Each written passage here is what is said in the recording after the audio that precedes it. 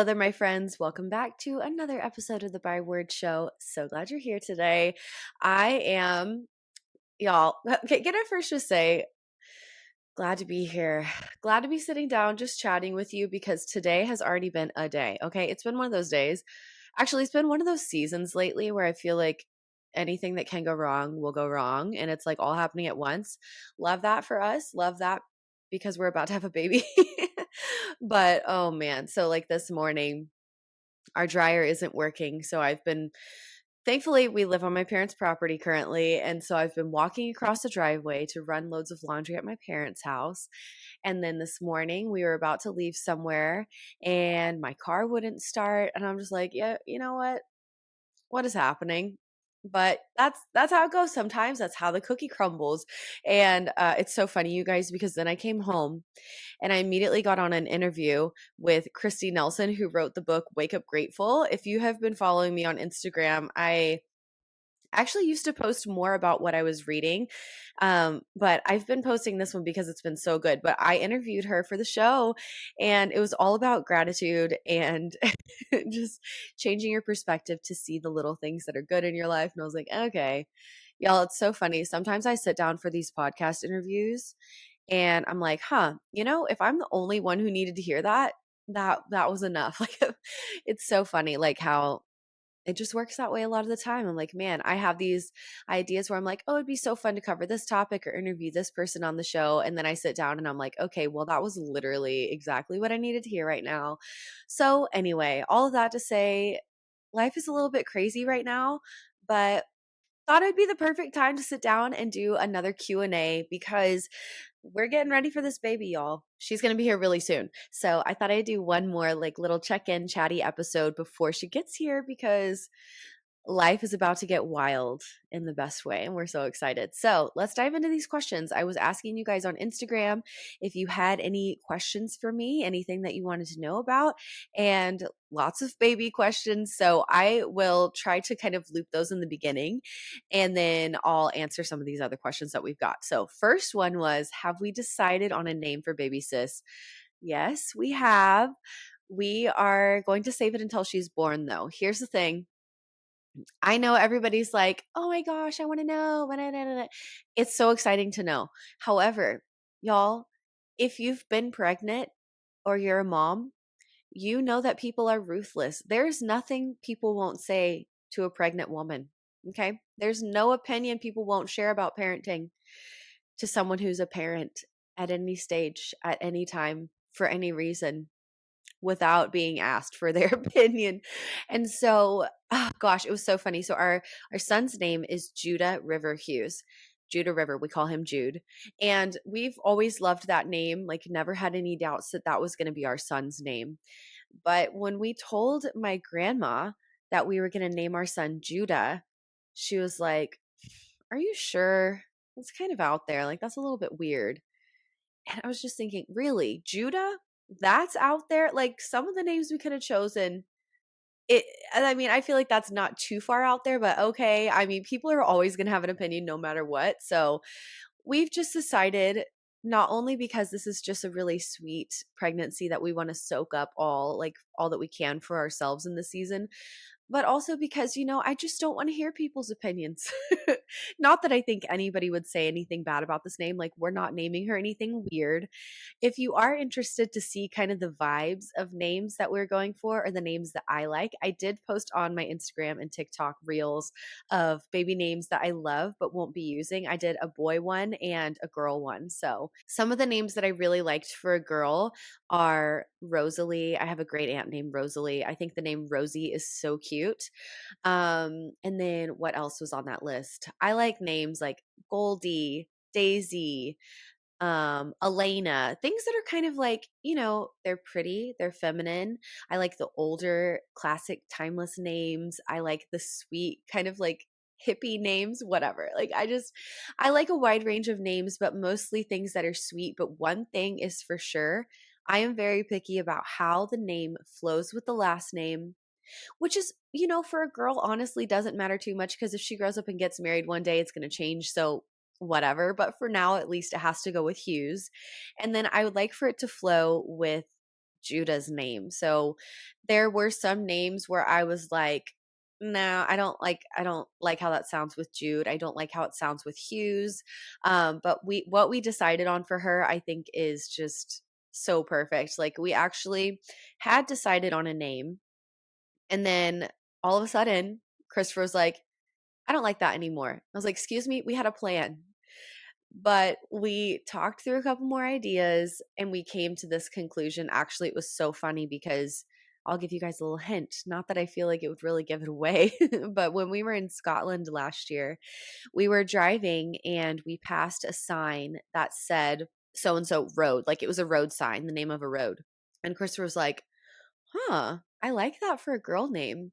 And I was like, I actually really do too. And I've never heard it before. I will say, I don't know anybody who has this name. I've never heard it used as a name. Like, it's definitely not a common name, but it's not weird either. Okay, you guys, it's not weird. But anyway, to answer that question, the long answer is all of that. Short answer is yes. And you will know very soon. Second question is, how does Jude feel about being a big brother? You guys, I shared a few stories on the podcast, especially in the episode where I shared the miracle baby story and like finding out we're pregnant with our daughter. But it's so funny. Like he goes back and forth between, oh my goodness, I can't wait to meet sister. It's going to be so fun. And like the other side where he just doesn't get it. The thing about Judah is he's very analytical. He has like an engineering mind of just like trying to figure things out. So some of the conversations I've had with him, granted he's 3 and he'll be 4 around the time she's born. But this kid is just so funny. So he will ask me, "Hey mom, when's that baby coming out?" And I'll be like, Not yet. She'll be here soon." And he'll be like, "Well, how's she going to get out of your belly?" And I'm like, "Okay, how do I explain this to a 3-year-old?" He's like, "Is the doctor going to get it out of you?" And I was like, "Yes, the doctor will be getting the baby out when it's time." And he was like, "Well, she's going to need pliers." And I was like, "Oh my gosh." I was like, "Yep. Yeah, she will." Kind of just left it at that. And then there was another conversation I had with him that just went around in circles because he was genuinely baffled that the baby would be staying here with us, like living with us long term. Like she's not going anywhere, because we have nieces and one of them is young. Jude has been around her since she's been little and he loves her. He's very protective of her, so sweet around her. It's so cute. But obviously they leave and they go home. And so I think the idea for him of having a baby in the house was like, wait a minute, she's not gonna like leave when we're done. Like where's she gonna sleep? He asks those questions a lot. Like, where's she gonna sleep? Whose food is she gonna eat? What toys is she gonna play with? I'm like, buddy, don't worry, we've got it covered. But mostly I think he's going to be a very sweet and protective older brother. There are certain things where he's been very adamant about, like she's not allowed to play with this specific truck. She can have this one, but I don't want her to touch this and this. So, he's going to have his own space. The good thing is I am now grateful that he's going to be 4 when she's born, because at first I was really mourning the loss of time between them, I guess. Like my brother and I were 2.5 years apart and we were always very close. We still are. Like he is just my buddy and it's been great. Like we've always had a good relationship. And so I always thought, oh, I'd want my kids to be like 2 years apart. Obviously that didn't happen. And obviously you can't always plan that out perfectly. But now I'm very grateful because the fact that Judah can get up by himself, go to the bathroom, get himself dressed, get something to eat, entertain himself in the morning, play independently, I'm like, yeah, that works for me. I can deal with the baby and we can have our own time and I won't have to worry about where's Judah. Like I can communicate with him, he understands. So in the end that really worked out and I'm grateful. It really has been such a sweet season of just watching Judah grow and I just love that boy. He's so sweet. If you know him, he's just really special. He's really funny and he's really smart and he's just like, he's one of a kind. But yeah, can't wait to see him be at Big Brother. Next question. Actually, let me get a sip of tea here. I don't know if you can tell, but my allergies are really bad. So my voice is kind of yucky. So if that's bothering you, so sorry. It's bothering me. but we're chugging the tea with honey over here. Okay, next question. Am I doing a hospital or a home birth? Okay, y'all, let me break this down. I don't know if I've ever fully shared Judah's birth story on the podcast or anywhere really. I mean, I've shared bits and pieces of it. But for those who don't know or are curious, I will just quickly fill you in on my history and why we are deciding to do things the way that we're doing this time. So, when I found out I was pregnant with Jude, I was so set on doing a home birth. I have a lot of friends who have done natural births or birthing centers or home births and had a great experience. And at the time, I was like, I love that. And one of our really good friends was a midwife, like one of Christopher's best friends, his wife is a midwife. And so I was like, she'll be my midwife. It's going to be great. It was literally the best time, you guys. Like, she came to our house for all of our appointments. It was glorious. Like, if I ever needed anything, she was there for me. I could just text and call all the time with my crazy questions. It was amazing. I love midwife care and would 10 out of 10 recommend it if you feel like that's the path you want to take. However, I did end up having complications in my pregnancy with Jude. I developed cholestasis in my second trimester, which, if you don't know what that is, it's basically a liver malfunction in pregnancy where your liver leaks bile into your bloodstream and causes you to itch from the inside. It is torture on another level. I could not sleep. I was itching head to toe. Nothing helped because it's like an inside itch. So, at the end, we had an option to either induce or schedule a C-section. Now, the thing is, I could have gone for an induction, but at that time we for sure weren't doing a home birth anymore. And we were like figuring out, okay, we're going to transfer to a birthing center. We're going to transfer to a hospital. What are we going to do? Well, at 37 weeks, you guys, this boy decides to flip breech. So I've got that going for me now. Itching head to toe, just totally tired, miserable, ready to be done. And so what it came down to was my midwife advised transfer care. It was just something at that point where she felt like we would probably need more help. And so what we ended up doing was transferring and scheduling a C-section. I chose that route because the thing with inductions are it can make your labor longer, it can cause more problems, and because he was breech, there was no guarantee that it wouldn't end in a C-section anyway. And so because I was already so exhausted from the lack of sleep and feeling so miserable, I chose to just opt for the C-section because I wanted to make it as peaceful as I possibly could at that time, because everything else had been just ripped out from under me. None of my plans worked out the way I thought they would, but in the end, it ended up being fine. I did have some issues postpartum with him as well, with hypertension and like eclamptic symptoms. Had to go back to the ER, but other than that, it was fine, and he was healthy, and all was well.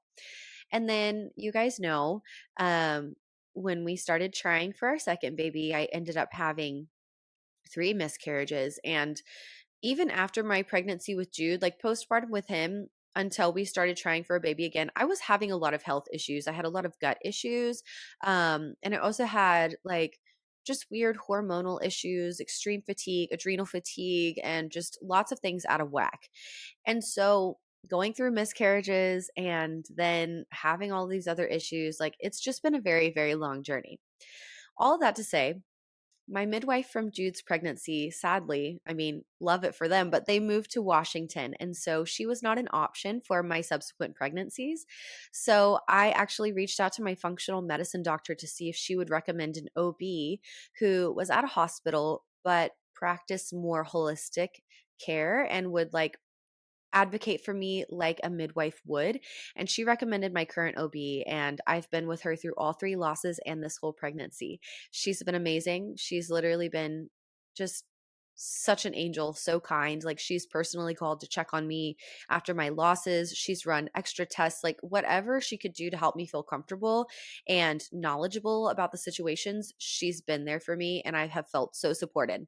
So going into this pregnancy with baby sister, I am going the hospital route. I feel like it's the safest option for me because the thing with complications in pregnancy, if you have any kind of conditions in one, the chances are pretty high that you will have similar issues in subsequent pregnancies. So I actually am having a couple like minor things going on, like high blood pressure, a little bit of eclamptic symptoms, but nothing too crazy yet. So right now we're monitoring, but it's looking like I'm going to go for another C-section because if I were to be induced with high blood pressure, again, it could become emergent and then I would have to be put under for a C-section, which I just don't want to do. I want it to be as peaceful as it possibly can be.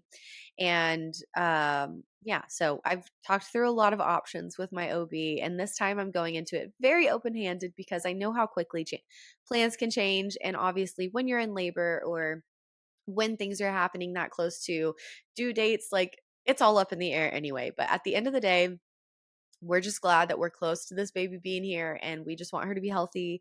And I want to be healthy and make it just as sweet as it possibly can be while also being very flexible and having open hands. So that's the plan right now. We'll see. I'm currently 31, 32 weeks ish. And so, yeah, we're getting really close. It's crazy. I feel like I recently let it soak in. I was trying to explain this to somebody recently.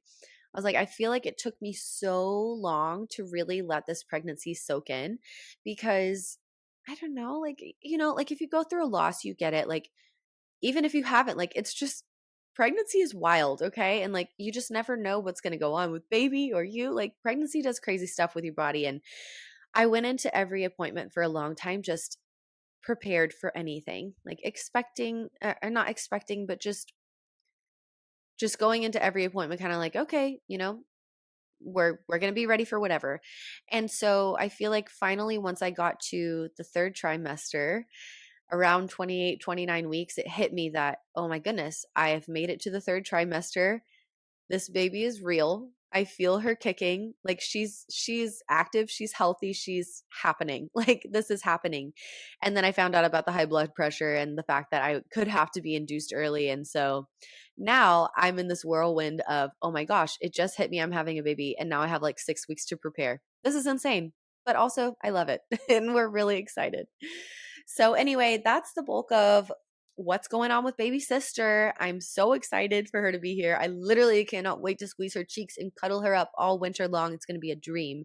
But yeah, so that's a little bit on the baby stuff. Next question, what's my biggest fear? We're just diving right in here.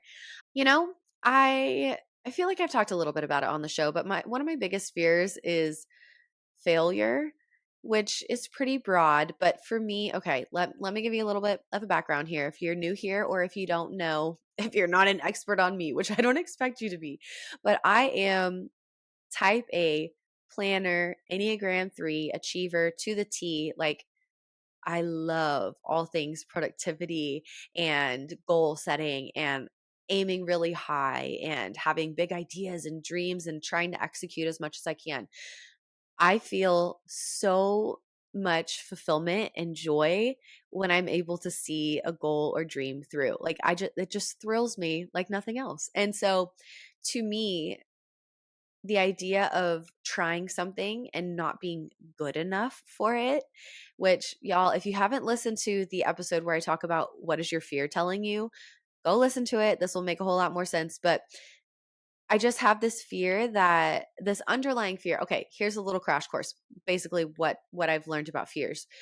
Fears are lies that we've disguised about ourselves, like things we've been believing about ourselves or situations, and they manifest themselves as these fears.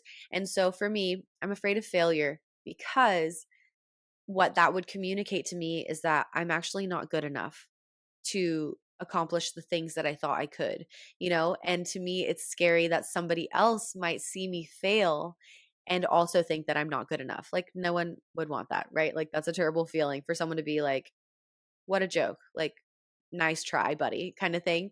That terrifies me because I want to be successful and I want to do a good job. And there's a lot to that. Okay.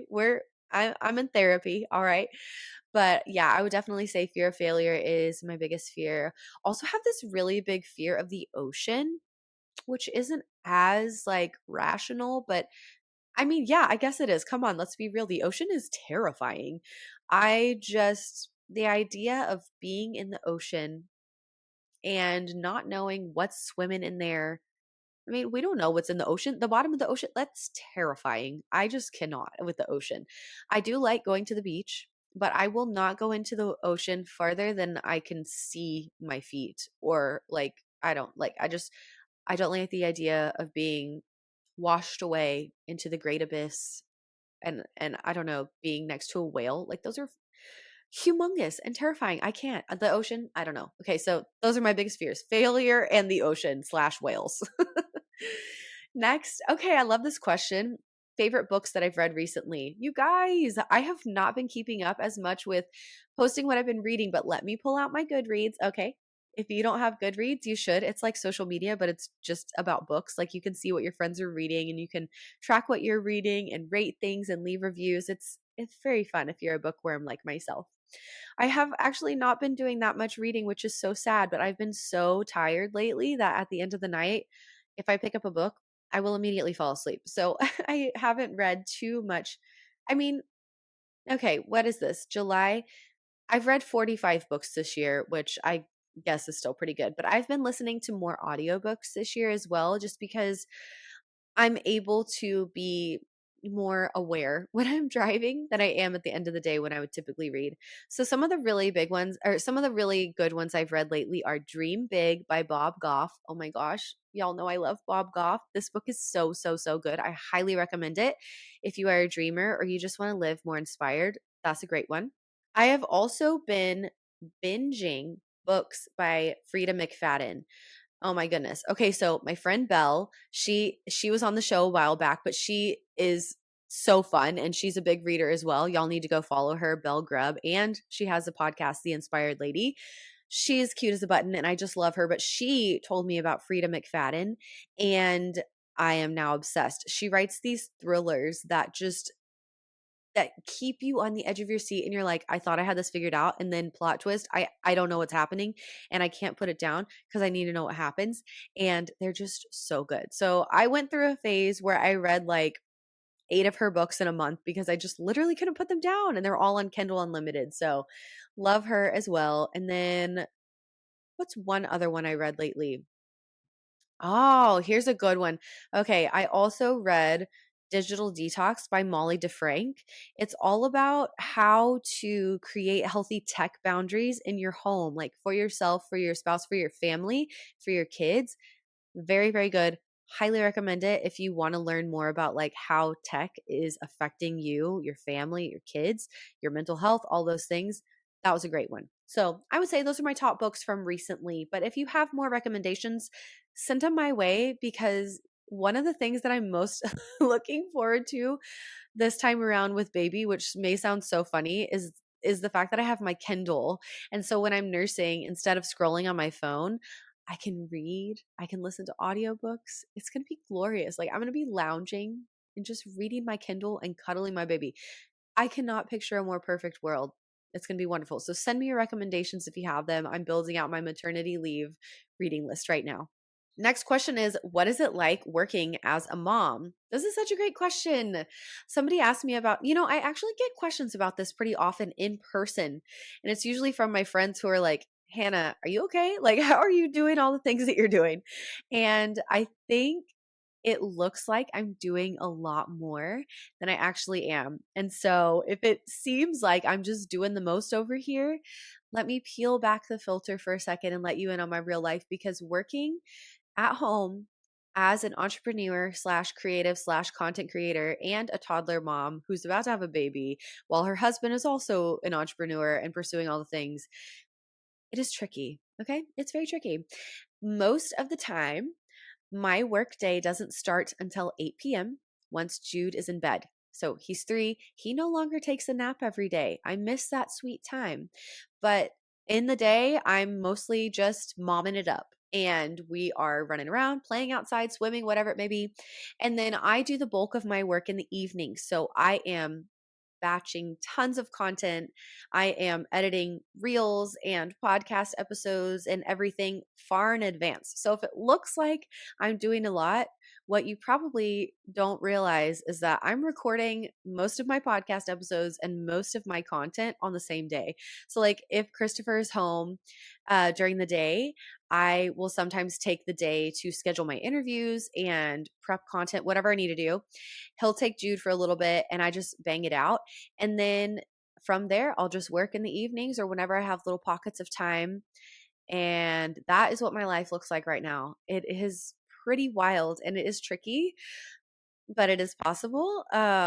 It's actually so wild. I mean, I talk about this in some of the recent episodes as well, but just how crazy it is. I'm anticipating this slowing down season that's going to happen when the baby gets here.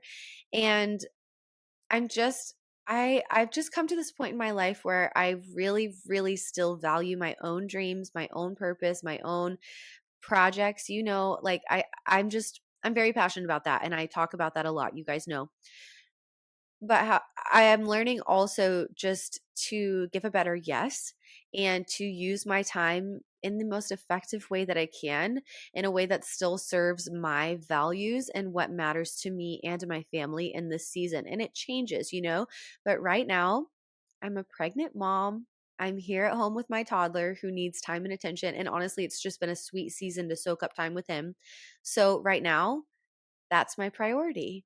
And I'm so grateful to have a supportive husband and the time and opportunities to still do my own projects.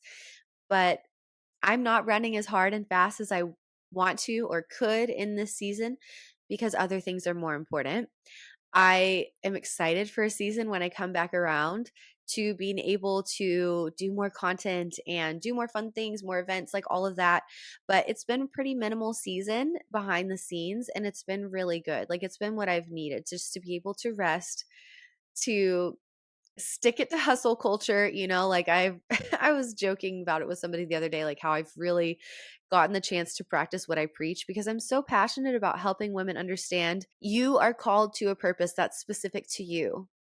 And no matter what season of life you're in or what other roles you serve, whether you're a wife or you're a mom or you're a student or you're, taking on some other responsibility in this season, you still have a purpose no matter what you're doing in this season. And so I'm so passionate especially about helping moms realize you can still pursue the things that God has put on your heart. Like they're there for a reason. And you can be a present mom. It just looks different than the world says. Like we see a bunch of mom influencers or people out there who are students and traveling the world and like doing all this content creation. And it's amazing. It's super inspiring. But if I'm being super honest, I do not have the time for that. I do not have the capacity for that. And I'm hearing all these messages about like, oh, if you want to grow, you have to post 5 reels a day. You need to do this with your podcast. You need to do this, and this to help with visibility and growth and make more money and do more of this and blah, blah, blah. And I'm like, I love it. I love all the things. I have a million ideas racing through my head. Speaking of, sorry if you just heard Jude come in the house, but this season just looks different for me because my priorities are different and there are different things that need my attention. And so, anyway, that's what it's been like as a working mom lately. It's definitely challenging, but then I have to remind myself, one day these kids are going to be in school 5 days a week. And I can't even imagine what that time will be like. Can't even imagine. And I also have to remind myself not every idea has to be done right now. So I've been processing things like that, but mostly working as a mom means prioritizing being a mom. And then when I have little pockets of time that I can, prioritizing my work. It just looks different in different seasons. But yeah, and that brings me to the last question, which is, will I be taking a break from podcasting when the baby arrives? Yes and no. My goal is to record as many interviews as I can so that I'm still pushing out content for you guys. But back here behind the scenes, I'm able to just rest and heal and be with the baby and not have to be creating content. So, my goal is to still have as many podcast episodes coming out regularly for you guys as I can. And then, just kind of seeing where it goes from there. But I am planning some really exciting things for the new year. And so I'm excited for what's to come. I have truly been blessed this year by the growth we've seen in this podcast and the conversation that I've had with you guys who are listening and the guests that we've connected with. I'm feeling really excited for the future. So if you have ideas or of like topics or people you want me to interview, things we should have on the show, let me know. I love hearing your feedback. It's so much fun to be able to plan and brainstorm. And honestly, I was talking to someone recently too, another mom friend, about how much clarity we get in those seasons of slowing down. Like there's so much talk of hustle culture. Everybody's rushing around and trying to achieve and accomplish and be successful and grow and whatever. But we forget that a lot of the times the clarity we're looking for comes in the slow seasons. And oh man, you guys, we did a workshop with Chantel Nelson recently. So good. If you want the replay link, message me and I'll send it to you. But she was talking about seasons. And after this workshop, I was messaging her and just saying, wow, I needed to hear that. It was so profound. Like going into this maternity season, I feel like, oh my goodness, I've built up so many things in my business and in my life and this community and relationships and all this. And it's all about to change. Like it's all about to get very slow and look very different. And it's going to be amazing. Like I want that. Like I want this slow season with our baby girl. Like I wouldn't change that for anything. But it is weird to think about like, okay, what does this mean for everything that I've been building? Like it's this opportunity, definitely an opportunity to trust God with the timeline and how things are all going to work out. But she was just saying, it sounds like you're in a winter season. And so many people dread the winter, kind of seasons because it seems very bare. Like it feels like a lot of things are being stripped away. It's uncomfortable, it's slow, it's quiet. But it's not a wasted season. The winter season is actually the time when we can see the farthest, get the most clarity, get refueled. Because think about it, winter is when everything is resting to prepare for the growth that's about to take over in springtime, like and just thrive and blossom and bloom, which is so crazy because this year my word for the year was bloom. And so it's been really sweet to see how God's connecting the dots behind the scenes. Yeah, it's just, I'm excited. So all of that to say, I'm hoping to leave you with as much content as I can while I'm snuggling with baby girl and soaking up all of that time with the newborn stage, but I will be back and we've got a lot of fun things to come. So stay tuned. I love you guys. I'm so grateful for you and I hope you have a great weekend. I'll talk to you soon. Thank you so much for taking time out of your day to tune into another episode of the Byword Show. I love having you here and I'm so thankful for your support. Don't forget to share a screenshot of this episode to let me know you were here. I can't wait to talk again soon, but in the meantime, be sure to come hang out with me on Instagram and remember, I am cheering you on.